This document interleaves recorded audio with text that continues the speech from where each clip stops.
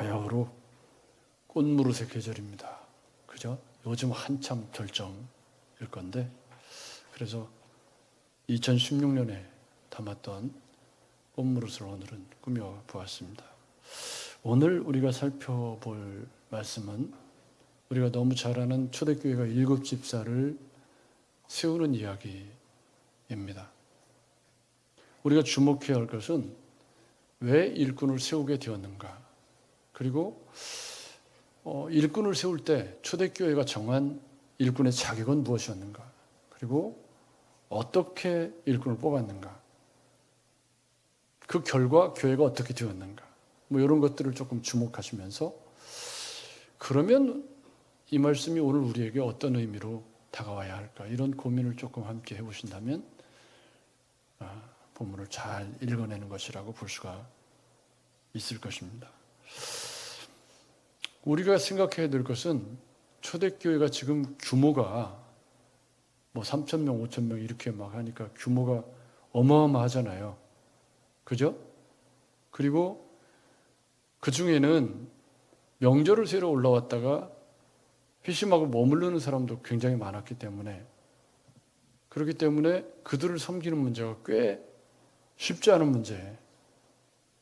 영원히 예루살렘에 머물 수는 없지만 어쨌든 그들이 예루살렘에서 머물러 있는 동안에 교회가 그들을 섬겨야 되는데, 인원이 많다 보니까 이게 그렇게 쉬운 문제가 아니고, 더더군다나 이 교회가 아직 예배당을 지은 것도 아니고 행정과 조직이 있는 것도 아니고 교회 사무실을 갖춘 것도 아니고 당회 이런 건 아예 없었고요. 초대교회는 당회라는 게 없었으니까요. 그죠? 그러니까 행정과 말씀 사역이 구분이 되어 있던 그런 시대도 아니기 때문에 교회가 세워져 가면서 당연히 찾아오는 행정적인 어려움들이 이제 등장을 하게 되는 것이죠. 여기 본문에 보면 이제 우리가 하나님의 말씀을 제쳐놓고 접대를 일삼는 것이 마땅치 않다라고 할 때 이게 어떤 상황이냐면 1절 말씀에 보면 제자가 더 많아졌어요. 그러니까 3,000명, 5,000명 거기서 빠져나간 사람도 있다고 쳐도 계속해서 이제 제자들이 많아지고 있는 상황이고, 그러면서 뭘 유추할 수 있냐면 매일의 구제에서 빠졌다. 그러니까 매일의 구제라는 말은 교회가 매일 구제하는 일을 했는데, 이 매일 구제하는 일 가운데 헬라파 사람들이 자기의 과부들이 빠졌다고 이의 제기를 하게 되는 상황이 발생했다는 거죠. 그러면 헬라파가 있으면 누구도 있죠? 히브리파도 있겠죠. 이게 어떤 상황이냐면, 헬라파 사람들이라는 건 우리로 말하면 이민 세대들 말하는 거예요. 그러니까 디아스포라, 흩어져 가지고 어떤 일들로 로마와 본도와 이런 데로 흩어져서 유대인이지만 유대인처럼 안 살다가, 그러니까 이제 문화도 다르고, 왜 가끔 우리 이민 2세대나 이런 사람들이 한국에 오면 한국말도 아니고 영어도 아닌 그런 발음을 하잖아요. 그런 것처럼 유대인들은 똑같은 유대인인데 이제 흩어져서 살다 보니까 헬라 문화에 더 익숙해져 있는 사람들이 절기를 지내러 이제 예루살렘에 왔다가 회심을 하고 이제 교회의 일원이 되어서 아직 안 떠나고 있는 거죠. 자기 집으로 안 떠나고 있는 상황에서 그 헬라파 유대인들이 남자도 있고 여자도 있는데, 그 중에 이제 과부들, 헬라파 유대인들 가운데 과부들은 특히 더 어려웠겠죠. 그래서 그 사람들이 이제 돌봄의 대상이 되어야 되는데, 그 매일의 구제를 매일 교회가 이제 구제 이렇게 성도들이 많이 물질을 가져오니까 교회가 이제 그 구제원금을 나눠주는데, 어떻게 하다 보니까 헬라파 사람들이 과부들이 빠진 거예요. 그 구제 명단에서. 그러니까 이제 이 헬라파 유대인들이 이걸 어떻게 접근을 한 거냐면, 야, 왜 우리를 차별하냐? 여기 원망했다는 말이요, 보통 단어가 아니고 이스라엘 백성들이 모세와 아론에게 원망했다라고 똑같은 단어를 썼거든요. 그러니까 이 원망의 강도가 보통 센 게 아니에요. 굉장히 이렇게 여기서 우리가 생각할 것은 뭐냐면 초대교회가 우리에게 이상향이잖아요. 근데 그 교회도 아나니와 삽비라 사건이 있었고 또 교회가 세워져 가면서 무슨 문제가 생겨요? 헬라파 유대인과 히브리파 유대인 사이에 갈등이 생기고 있구나 라는 걸 알 수가 있습니다. 여러분, 문제가 없는 교회를 꿈꾸시면 이 땅에 문제가 없는 교회는 있다 없다? 없어요. 문제 없는 사람도 없죠. 문제 없는 사람이 어디가 있어요? 다 한번 물어보세요. 옆에 아픈데 없는 사람 있나? 옆에 물어보세요. 그러면 다 어디가 아프다고 그럴 거요? 아닌가요? 우리 장로님은 맨발로 걸으시다가 발에 염증 생기셨다고 그러시더라고요. 건강을 위해서 걷다가 저는 건강해지려고 운동하다가 어깨 아파갖고 지금 조금 우선하길래 병원을 안 갔더니 아파요. 그래갖고 이게 참 아직은 쉴 때가 아닌가 보다. 그러니까 우리가 이 사도행전을 공부하면서 꼭 명심해야 될 것은 문제가 없는 교회를 찾으신다면 일찌감치 포기하셔야 됩니다. 문제가 없는 교회는 없어요. 이 땅에 문제가 없는 교회가 존재할 수도 없고 문제가 없을 수도 없고요. 왜요? 사람이 모인 곳에 어떻게 문제가 안 생겨요? 마음에 다 안 드는 일이 있고 그렇죠. 여러분 그렇지 않나요? 저는 이번 주에 제 가까이 있는 목사님이 지금 56년생이니까 어떻게 되시나요? 아무튼 60 몰라 계산이 안 돼. 네. 근데 이분이 뭘 잘 못해요. 저보고 늘 뭘 사달라고 그러는데 제가 인터넷을 좀 잘하거든요. 그래서 이제 대행을 해줬는데 문제가 생겼어. 문제가 뭐냐 하니까 본인이 가다가 중간에 마음이 바뀌어가지고 산 물건을 다른 걸로 교체를 해야 되는 상황이 생긴 거예요. 근데 이제 그것까지 제가 AS를 해주다 보니까 신경질이 나는데 이게 단순한 문제가 아니고 거기 부품을 바꾸고 해야 되는데 막 전화 통화를 하다가 제가 이제 이쪽 전주에 있는 어떤 그 물건을 취급하는 사람한테 전화를 해가지고 이거를 좀 도와줄 수 있냐 그랬더니 그 젊은 친구거든요. 목사님, 우리는 자선 사업하는 게 아닙니다. 그러는 거예요. 내 맘 같지 않더라고. 저는 어려운 사람 도와주는 게 예수를 믿긴 믿는데 조금 젊은 친구가 조금 잘 믿는 것 같지는 않고 아무튼 그래서 제가 그 말을 듣고 어떻게 속이 상한가 그냥 막 한참 속이 상하더라고요. 그래가지고 그 목사님한테 전화를 해가지고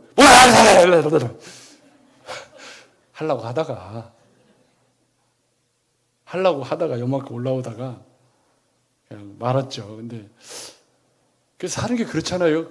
이런 사소한 문제에서부터 문제가 있죠. 그러니까 초대교회도 여러분 우리가 완벽한 교회인 것 같지만 문제가 아나니아와 삽비라 사건은 엄청난 사건이거든요. 그죠? 그리고 이제 이 헬라파 유대인과 히브리파 유대인 사이에 보이지 않는 갈등이 벌써 이제 도출이 되고 있는 거죠.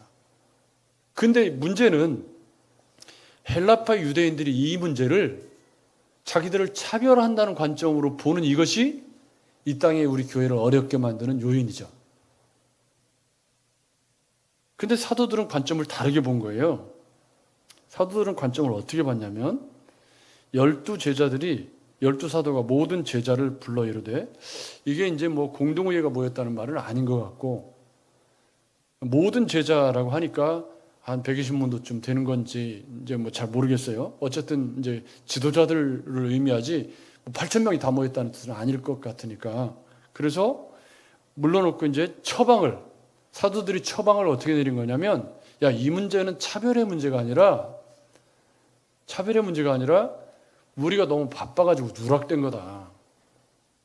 여기 보면 접대를 일삼는다라고 할 때 이 일삼는다는 말이 먼지가 일어날 정도로 막 분주하게 뛰어다니는 걸 의미하거든요. 그러니까 사도들이 사람은 많지 갖고 오는 물건도 많지 이거를 다 이렇게 챙겨서 나눠주다 보니까 말하자면 누락이 되는 이제 사고가 생기게 된 거예요. 그래서 사도들은 이게 차별의 문제가 아니라 우리가 너무 바빠가지고 말씀도 전해야지, 뭐 이 공개하는 일도 해야지, 뭐 하다 보니까 너무 바빠서 그래서 생긴 일이니까 이 말의 의미가 공개하는 일이 더 열등하고 기도하고 말씀 전하는 일이 더 우등하다 그런 얘기가 아니고 사도들이 해야 할 일이 말씀 전하는 일이고 기도하는 일인데 그거를 제쳐놓고 이렇게 접대하는 일도 같이 하다 보니까 이게 이 일이 둘 다 잘 안 된다 이런 의미로 읽으셔야 돼요. 이게 우등과 열등의 개념으로 읽으면 이게 참 곤란해요. 사도들이 지금 이게 우리가 더 우등한 일을 하겠다 그런 얘기를 하는 게 아니고 둘 다 중요한 일인데 문제는 사도로서 우리가 세워진 본래적인 목적이 우리는 말씀을 전하고 성도들을 잘 양육하는 것이 우리가 해야 될 일이고 이 일은 다른 사람이 해도 되는 일이기 때문에 역할을 나눠야 된다고 이해를 한 거지 이걸 우등과 열등의 개념으로 이해를 하셔서 잘못 생각하시면 아주 곤란한 일이 생깁니다. 여러분 세상에 중요하지 않은 일이 없잖아요. 그리고 쉬운 일도 없어요. 남들이 하면 쉬워 보이겠지만 다 어렵죠. 나름대로 어려운 거죠. 여러분 그렇죠? 그렇기 때문에 이 사도들이 하는 말을 여러분 오해하셔가지고 야 이게 말씀 전하고 기도하는 일은 더 고상한 일이고 이 성도들에게 나눠주고 하는 건 열등한 일이고 이렇게 신앙생활을 이해하시면 그러면 전부 목사 돼야지 뭐. 여러분 그렇죠? 근데 목회자가 되어서 말씀을 전하는 일도 굉장히 소중한 일이죠. 그렇죠? 그렇지만 여러분이 하는 다른 일들은 안 소중한 일인가요? 병원에서 사람들을 돌보는 일이 얼마나 소중하고 심지어 청소를 하고 어떤 일을 하는 건 얼마나 소중하고 어젠가 뭐 유퀴즈라는 그 프로그램에 줄 타고 그 고층 빌딩 유리창 청소하는 사람들이 나왔더라고요. 그래서 롯데타워 그 100몇 층, 그 몇 층이에요? 아는 사람? 몰라, 아무튼. 근데 거기 그 건물 유리를 닦는 전문 유리 닦는 사람인데 그 사람이 나와서 이제 그 직원하고 둘이 나와가지고 맨 마지막에 유재석 씨가 이제 질문을 한 거예요. 도대체 왜 이 일을 하십니까? 위험하고 또 가끔씩 이게 건물을 타고 이렇게 내려가다 보면 빨가벗고 있는 사람도 있대요. 분명히 청소한다고 얘기했는데 커튼도 안 치고 샤워하고 막 나온 거야. 그 여자면 어떻게? 그래 눈 마주치면 그 민원이 심각하게 들어온다네요. 그런데 이제 그 사람들이 하는 말이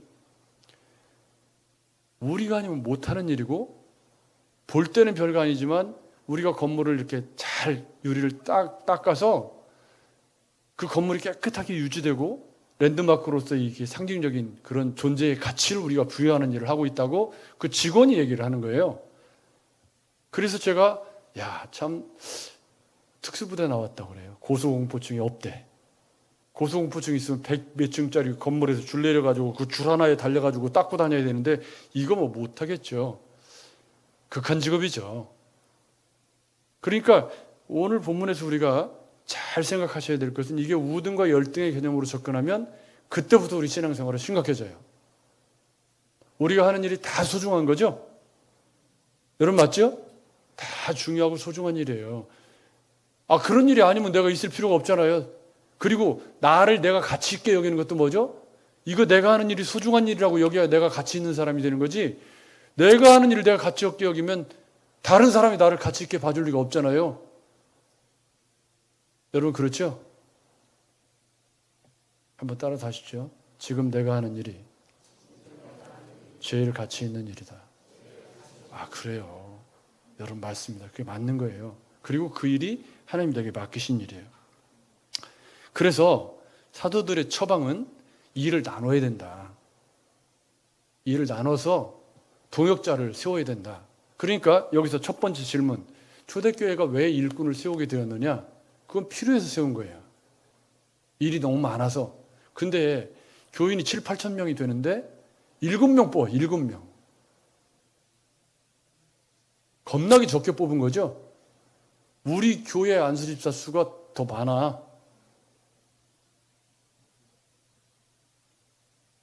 그러니까 초대교회가 일꾼을 뽑을 때 7명을 뽑았는데 사도들이 여기 지금 제가 구제라는 말, 우선순위라는 말을 원어로 다 설명을 했는데 다 뺐는데 여러분 알아들으셨을 거라고 믿고, 제자들이 이제 사도들이 일꾼을 뽑는데 그럼 어떤 사람을 뽑아야 되느냐? 여러분 어떤 사람을 뽑으면 좋을까요? 여러분이 교회 일꾼을 뽑을 때 어떤 사람을 뽑으면 좋겠습니까? 어떤 사람이 일꾼이 되면 좋을까요?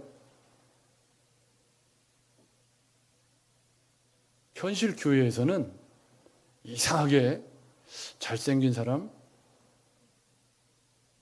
또 많이 배운 사람, 그런 쪽으로 좀 끌리나 봐. 여러분 아닌가요? 근데 초대교회가 교회 역사상 처음으로 일꾼을 세우는 거예요, 지금. 처음으로 집사라는 이 디아코니아, 봉사하는 사람을 처음 교회가 세우는데 사도들이 제시한 조건은 뭐냐면 성령과 지혜가 충만하여. 요거는 성령과 지혜가 충만하여, 요것은 내적인 것이고 밖으로 드러나는 결과는 칭찬받는 사람이에요. 그러니까 칭찬을 뭘로 받냐면, 칭찬을 돈이 많은 걸로 칭찬받는 게 아니고, 외모가 잘생겨서 칭찬받는 것도 아니고, 사회적으로 높은 자리를 차지해서 칭찬받는 사람이 아니고, 뭘로 칭찬받는 사람이에요? 성령과 지혜가 충만한 것으로 칭찬받는 사람. 아멘. 아멘. 교회가 일꾼을 세우는 기준, 교회가 일꾼을 택하는 기준, 이게 오고는 교회들에게 일꾼을 이렇게 세워라 라고 하는 명령으로 주어진 건 아니지만, 초대교회가 일꾼을 이렇게 세웠다는 건 초대교회 세계관이, 신앙관이, 일꾼의 기준은 이거면 충분하다. 아멘. 아멘. 교회의 일꾼은 얼마나 많이 배웠느냐, 그 사람이 얼마나 많은 물질을 가지고 있느냐, 그 사람이 얼마나 외모가 어쩌냐, 아무 상관이, 이게 초대교회의 기준이에요. 우리가 좋아하는 초대교회가 일꾼을 세울 때 기준이 뭐였냐면, 다른 아무 조건 상관없이 거두절미하고 성령과 지혜가 충만한 것으로 사람들에게 칭찬받는 사람이에요. 다른 조건으로 칭찬받는 게 아니고, 성령과 지혜가 충만하다는 말은 한마디로 뭐죠? 지금 사도들이 살아오는 것처럼 그렇게 말씀의 원리에, 믿음의 원리에 충만한 그런, 여기 보면 성령이 충만한 사람은 로마서 8장 9절에 그리스도의 영이 없는 사람은 그리스도의 사람이 아니라 라는 말씀을 반영하고 있고, 이 성령 충만하다라고 하는 건 이미 사도들이 지금 계속해서 보여주고 있는 성령 충만한 삶이 있었거든요. 그리고 그 성령 충만한 것은 은혜 충만한 것이고 말씀 충만한 것이기 때문에 그 성령 충만이 결국은 사람들에게 칭찬받는 삶과 연결된 개념으로 이해하고 있다는 것이 사도들이 이해하는 성령 충만이에요. 여러분 맞죠?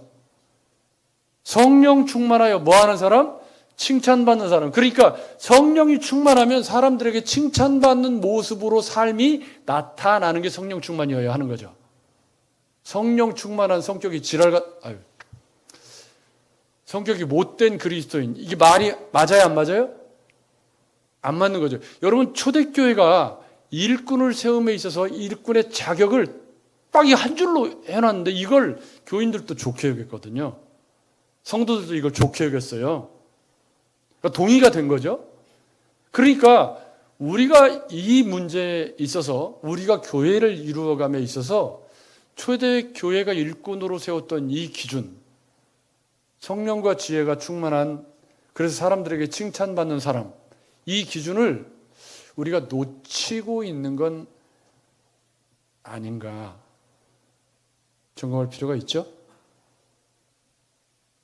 저는 일꾼을 어떤 명분에 의해서 세우는 게 아니라 교회의 필요에 의해서 일꾼을 세우는 게 맞다. 근데 우리도 너무 많이 세워가지고 앞으로 한참 동안 안 세워야 돼요. 너무 많이 세워서 무더기로 그냥 다 세우기 때문에. 그런 면에서 보면 이 초대교회 일꾼을 세우는 원리는 너무 명백하죠. 뭐죠? 교회에 부족한 것을 메꾸는 동역자를 세운 거예요. 여러분 그렇죠? 근데 그 동역자의 기준이 성령과 지혜가 충만하되 세상에서 인정받는 그런 칭찬이 아니라 성령과 지혜가 충만해서 교회의 성도들로부터 칭찬받는 그런 그리스도인이 일꾼이 되는 게 맞다. 그런데 왜 7일까요? 이건 뭐 우리가 생각해 보지 않아도 유대인들이 7이라는 숫자를 많이 좋아하죠. 견해가요 겁나요. 7이라는 숫자에 대해서 깔뱅은 실무적으로 7명이 필요했기 때문이라고 그러는데 이건 조금 제가 볼 때는 좀 설득력이 좀. 그러니까 첫 번째 견해가 뭐냐면 유대인들이 7이라는 숫자를 좋아해서 7명을 뽑았다 이런 건데, 당시 교인이 7,000명이 있었기 때문에 한 사람에게 1,000명씩 맡기기 위해서, 이건 또 궤변이죠. 또 어떤 견해도 있냐면 일주일이 7일이고 따라서 매일 구제하는 일을 맡아보는데 7명이 필요했다. 별별 견해가 다 있더라고요. 그 외에도 기타 등 더 많아요. 근데 뭐 이거 7에 대한 숫자에 대한 견해가 이렇게 많은데 아마 그냥 7이라는 숫자가 그들이 생각하는 완전한 숫자이기 때문에 아마 7을 뽑지 않았을까, 이제 그런 생각을 해보는 거죠. 그럴 때 이 성령과 지혜가 충만한 사람을 뽑는데 사도들이 추천한 게 아니에요. 이 사람 뽑으시오 이렇게 추천한 게 아니고, 사도들은 성령과 지혜가 충만한 사람을, 칭찬받는 사람을 뽑았으면 좋겠다라고 성도들에게 이름을 해준 거죠. 그리고 5, 6절에 보면은 온 무리가 이 말을 기뻐해서 믿음과 성령이 충만한 사람을 자기들이 뽑은 거예요. 여러분 맞죠? 사도들이 뭐 관여한 게 아니고 사도들은 성령과 지혜가 충만하여 칭찬받는 사람 7을 뽑았으면 좋겠다라고 이야기를 했고, 5절, 6절을 보면 온 무리가 이 말을 기뻐해서 제자들이 이 정한 기준을 좋게 여겼죠. 좋게 여겨서 어떤 방법으로 투표를 했는지 모르겠지만 아무튼 공동체가 모여가지고, 이때는 아마 공동회의가 모였을 것 같은데 모여서 7명의 집사를 뽑았다. 그러니까 여기서 택하여 사도들 앞에 세웠다. 택하여라는 말은 사도들의 이 추천이 아니라 공동체가 직접 성령과 지혜가 충만한 사람이라는, 그래서 칭찬받는 사람이라는 기준을 가지고 뭐 추천을 했던지 내부적으로 어떤 절차를 거쳐서 7명의 집사를 공동체가 선출했다. 이게 이제 초대교회가 일꾼을 뽑는 방법과 과정이었습니다. 그리고 그들을 이제 사도들 앞에 세웠을 때 이제 사도들이 기도하고 그들에게 안수했다. 그럽니다. 우리가 여기서 공동체의 필요라는 연대감, 그래서 교회에 일꾼이 필요하다는 공감대가 형성이 되어서 그래서 7집사를 세우는 과정, 그 과정을 우리가 보았습니다. 그런데 그 결과가 어떻게 됐냐면, 그 결과가 본문에 어떻게 되어 있죠? 7절 말씀에 하나님의 말씀이 점점 왕성하여 예루살렘에 있는 제자의 수가 더 많아지고 허다한 제사장의 무리도 이 도에 복종했다. 그러니까 일꾼이 세워져서 어떻게 됐다는 거예요? 한마디로 교회가 더 건강해졌다. 왜? 역할 분담이 이루어져서 효율적으로 교회가 일을 하게 되었고, 그로 인해서 교회가 더 칭송을 받게 되었는데, 여기 재밌는 말이 있어요. 허다한 제사장의 무리도 이 도에 복종하니라. 이 제사장은 유대교의 제사장들이잖아요. 그럼 유대교의 제사장들이 기독교로 개종을 했다는 말이란 말이에요, 이게. 그렇죠? 일꾼을 세워서 교회가 견고하게 세워지니까 허다한 제사장의 무리가 유대교에서 기독교로 개종하는 역사가 일어났다. 이게 예루살렘 성내의 유대교 내에서는 굉장히 치욕적인 일이었을 거예요. 그런데 요아킴 예레미야스라고 하는 학자에 따르면 그때 당시에 유대인 일반 제사장들과 레위인들은 모두 18,000명가량 되었다고 그래요. 예루살렘에. 그 가운데 8,000명 정도가 제사장들이었고 10,000명 정도가 이제 레위인들이었는데, 이 제사장들이 제의를 수행했던 기간은 1년의 3대 명절과 순례 축제 기간과 전부 합쳐서 연 한 2주, 3주 실무하는 제사장들이 실무에 뛰는 기간이, 그러다 보니까 1년에 10개월에서 11개월 동안 소득이 없는 거예요. 고정소득이. 제사장들이. 여러분 이해가 가시죠? 중앙성소 개념이 잘 발달이 되고 이렇게 성도들이 이렇게 잘 섬겨줘서 제사장들이 살 수 있게 돼야 되는데, 이때 상황은 그렇지가 못했던 거죠. 그래서 절기가 있는 때는 제사장들이 뭐 수입이 있고, 그런데 절기가 없는 기간에는 제사장들이 먹고 살 일이 깝깝하고, 심지어는 굶어 죽는 사람도 제사장들이 있었고, 또 대제사장들과 이들의 신분 격차가 커서 대제사장들은 제사장들의 소득에서 10분의 1을 떼가기도 했고, 그래서 별다른 소득이 없는 제사장들은 굶어 죽는 사례도 심심치 않게 있었다. 제사장들이 살기 어려웠다는 거죠. 그래서 그들이, 제사장들의 무리가 어떻게 복음을 듣고 개종하는 사태가, 여러분 이건 기적입니다. 그때 당시 상황으로 보면 도저히 예수 믿을 수 없는 가장 유대교의 최상층부에 있는 제사장 그룹들이 교회가 건강해지니까 회심하고 돌아오는 역사가 일어났다라고 이야기를 하고 있는 것입니다. 그래서 오늘 말씀은 뭐 길게 우리가 깊이 살펴볼 내용이 그렇게 많지 않아요. 다만 몇 가지를 주목해야 되는 것인데, 처음 생각해 본 것처럼 문제가 없는 인생, 문제가 없는 교회를 꿈꾸는 생각은 처음부터 버리셔야 합니다. 다만 그 문제를 어떻게 극복해 나가느냐의 차이만 있을 뿐입니다. 아멘. 여러분 동의하십니까? 이건 중요한 문제예요. 우리 인생에 문제가 없는 날이 얼마나 있겠어요? 없어요. 늘 어려움이 있고 문제가 있고, 또 마음에 뭐 화평이 깨지는 때가 있고, 뭐 건강에도 뭐 문제가 생기기도 하고, 뭐 인간관계에서도 뭐 상처를 받기도 하고, 뭐 수많은 일들이 일어나죠. 여러분 그럴 때마다 나 안 해, 나 못해, 나 이 교회 안 다녀, 그러고 떠나가는 사람은 인생을 살 수 있나요, 없나요? 그러다 보면 나중에 어떻게 되죠? 나 혼자 덜렁 남아요. 왜요? 누구하고도 관계를 맺을 수 없는 거예요. 그래서 혼자 뭐 반려동물 키우면서 살면 그 인생이 어떻게 되는 것이냐. 여러분 거기도 저를 보십시오. 우리 어울림교회가 참 좋은 교회입니다. 비교적 문제가 적은 교회죠. 그래도 문제가 있을 수 있나요, 없나요? 있죠. 문제가 생길 수도 있고, 또 상처 주는 사람이 있을 수도 있고, 어려운 일이 생길 수도 있습니다. 그렇지만 초대교회는 초대교회 같은 교회도 문제가 생기더라. 근데 그 문제를 헬라파 유대인처럼 접근하면 문제가 어떻게 돼요? 더 커져. 여러분 맞죠? 결코 차별의 문제가 아닌데 이걸 차별의 문제로 바라보는 시선 자체가 문제인 거죠?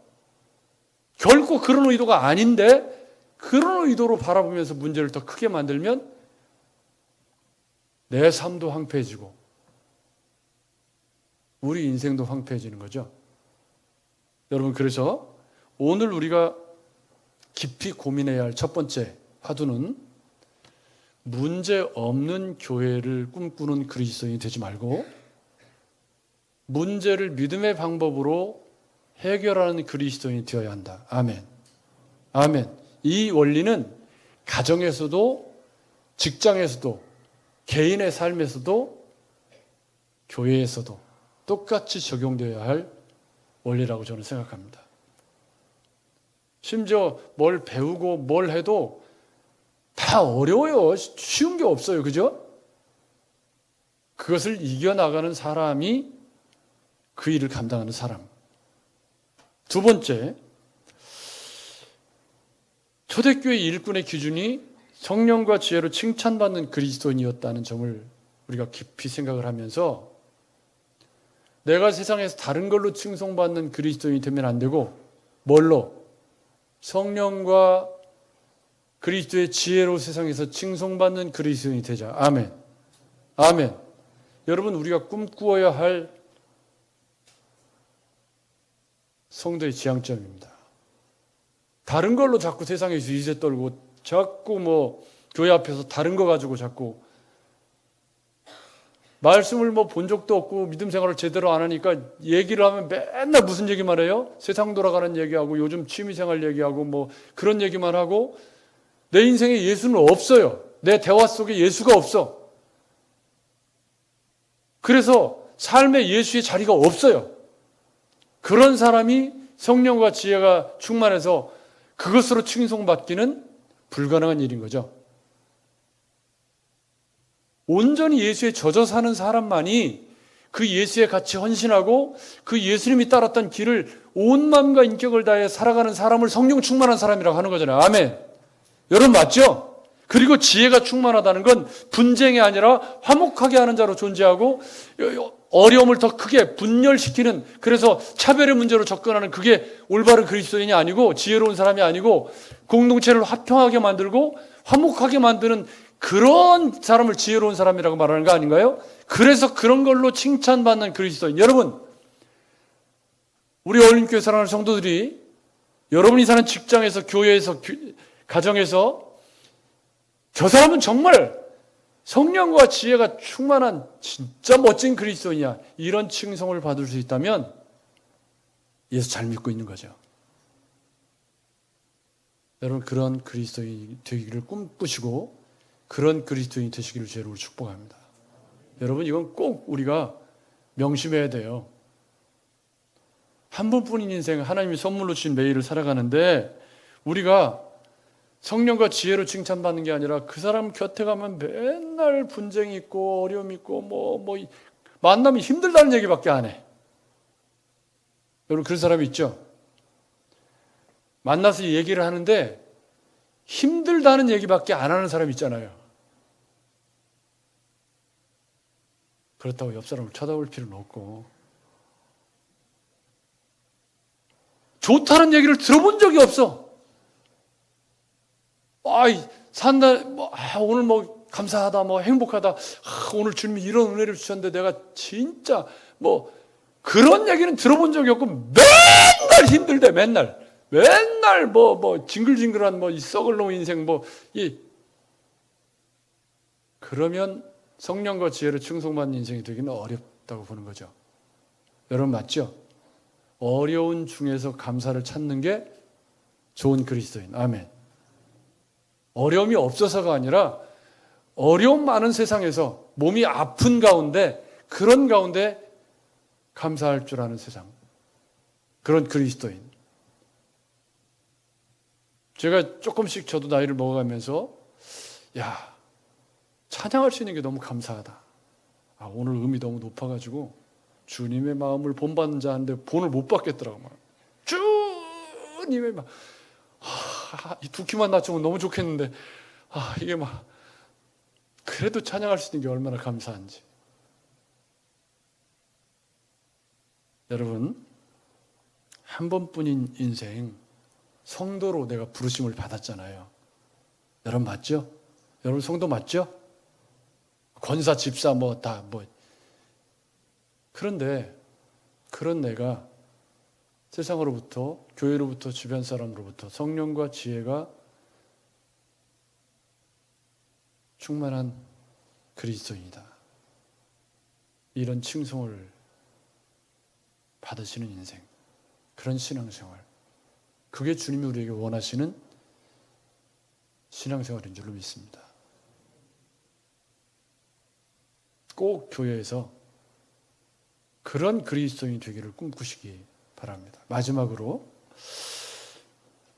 내가 있음으로, 내가 일꾼으로 세워짐으로 해서 오늘 7절 말씀에 교회가 어떻게 됐다고요? 교회가 행복해졌어요. 이게 굉장히 중요한 기준이에요. 일꾼이 세워져서 교회가 어떻게 됐어요? 분열되고 더 어려워진 게 아니라 이 7 집사를 세움으로 해서 교회가 더 말씀이 흥황하고 예루살렘에 있는 제자의 수가 더 많아지고 교회가 더 건강해졌어요. 여러분, 내가 있음으로 인해서 교회가 건강해지는 그리스도인 되시기 바랍니다. 내가 있음으로 인해서 이 직장이, 내가 있는 직장이 내가 있음으로 인해서 이 직장이 건강해지는 그리스도인이 돼. 내가 필요한 사람, 그 직장에서 꼭 필요한 사람, 그로 인해서 내가 존재함으로 인해서 건강지수가 조금, 행복지수가 조금이라도 올라가고 내가 존재함으로 해서 누군가에게 위로가 되고 격려가 되는 조금이라도 보탬이 되는 인생이 되어야 되고, 교회의 일꾼을 세웠더니 교회를 더 건강하게 만드는, 여러분 그런 꿈을 꾸셔야죠. 여러분 맞죠? 그래서 내가 교회의 그늘진 곳을 먼저 알아서 섬기고 내가 교회의 직분자로 일꾼으로 세워졌기 때문에 내가 섬겨야 할 영역을 내가 잘 감당함으로 인해서 누군가가 대신 그 자리를 내가 안 하면 누가 해야 돼요? 다른 사람이. 여러분 맞죠? 내가 못하면 누군가가 해야 되는데 다른 사람이 하기 전에 내가 먼저 그 일을 찾아서 감당하는 그리스도인이 되어서 하나님이 세우신 내 교회, 우리 교회를 내가 건강하게 만드는 일에 쓰임받는 그런 직분자, 그런 성도, 초대교회가 우리에게 던지는 하드라고 저는 생각합니다. 사랑하는 여러분, 매일매일 하나님이 선물로 주신 하루하루의 인생을 살아가는 우리의 삶이 그게 모여서 인생이 되는 거기 때문에 오늘 그렇게 사시는 게 중요하다고 수천 번 더 말씀드리고 있죠. 여러분 맞죠? 오늘 주일에 성령과 지혜로 칭찬받는 그런 그리스도인 되시고, 오늘 주일에 문제를 잘 극복하고 내가 있음으로 인해서 교회가 행복해질 수 있는 그런 그리스도인으로 살아내시는 저와 여러분들이 되셔서 저와 여러분들을 통해서 하나님의 나라가 왕성해지는 귀한 그리스도인들 되시기를 주의 이름으로 축복합니다.